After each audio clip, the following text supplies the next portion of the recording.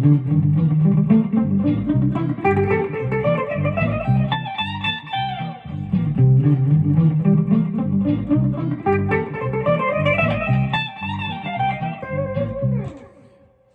what's going on, you guys? Just playing around there with today's lesson. And I'm just going to call this Albert Lee style major blues picking pattern. This is just something I hear him do frequently, and I love this sound, and it's really not complicated. So let's break it down here. What we got is I am playing what I call a major blues scale. Okay, it's the same thing as a minor blues scale. What's different is the tonal center. We're playing this over, that was all being done over like a C7. Okay, so it had that dominant sound. Okay, so the scale I'm looking at here, it is essentially the same thing as the blues scale as most of us know it. But what I'm doing is focusing the tonal center here on C. And so where we might play a minor pentatonic box here, okay, instead I'm doing the same exact thing. I'm just really hammering the fact that we're on C here.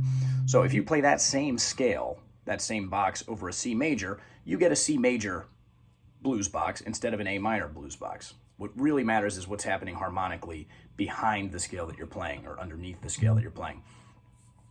Okay, and the pattern I'm doing here, this might be new for some of you guys, if so, cool, is I'm spanning at least 2 octaves here.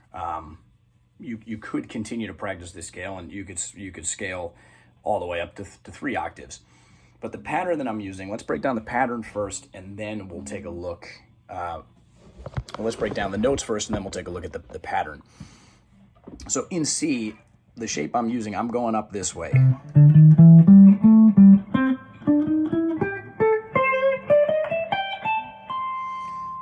Okay, if I play it that way, then I look at that. I'm up C 3 octaves higher. So this spans a whole lot of the guitar neck, which is very cool, because you can also just lock into one of those octaves and sit in that region if you want. Okay, but so here we go. Let's look at it like this. So we have in C 8, 10, 11, 12, 10, 12, 10. Okay, that's 1 octave. Okay, now check it out. We have from starting on here on the D string on the 10th fret, we have 10, 12, 11, I'm sorry, 12, 13, 14, 12, 14, 13 on the B string. Okay, now you'll notice something too. I've made other videos about this particular idea here. These shapes start to look exactly the same. All the changes here when we go up to the B string is that ending note is 1 octave higher. So we had... Okay, that's because of the way the B string is tuned. It's tuned down. From G to B is tuned down. It's a third instead of a fourth, which means we compensate for that by going 1 fret higher when we get to the B string. Okay, now we can complete this.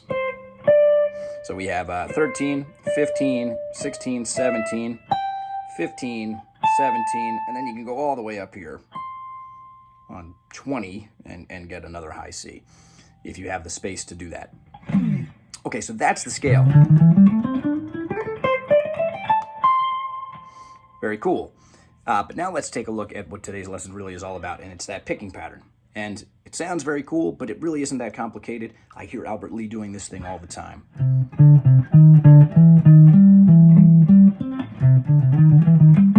Huh.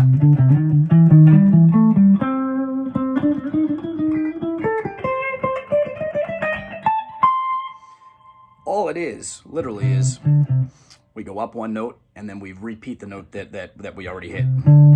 So let's just take a look at the first 4 notes here.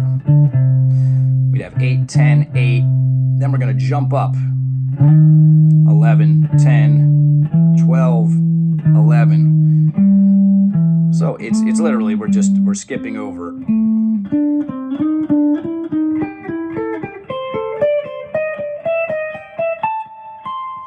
But playing that bluesy note in there like that has a very cool sound.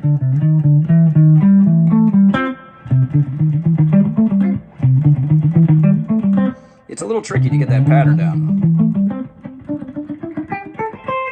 And then, of course, if you want to really get that Albert Lee sound, you can get that palm muting in there and get that chicken picking thing going.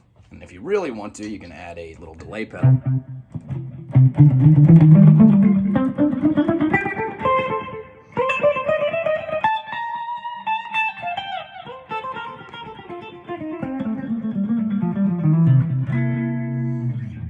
All right, you guys, check that out. That is today's lesson. I'll make another one about that second pattern that I'm doing, which is another very Albert Lee thing.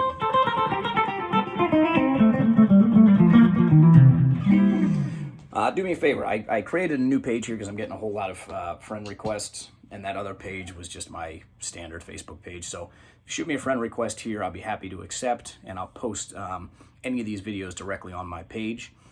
And thank you all. If anyone's interested, please also hit me up. I do give virtual guitar lessons and virtual piano lessons.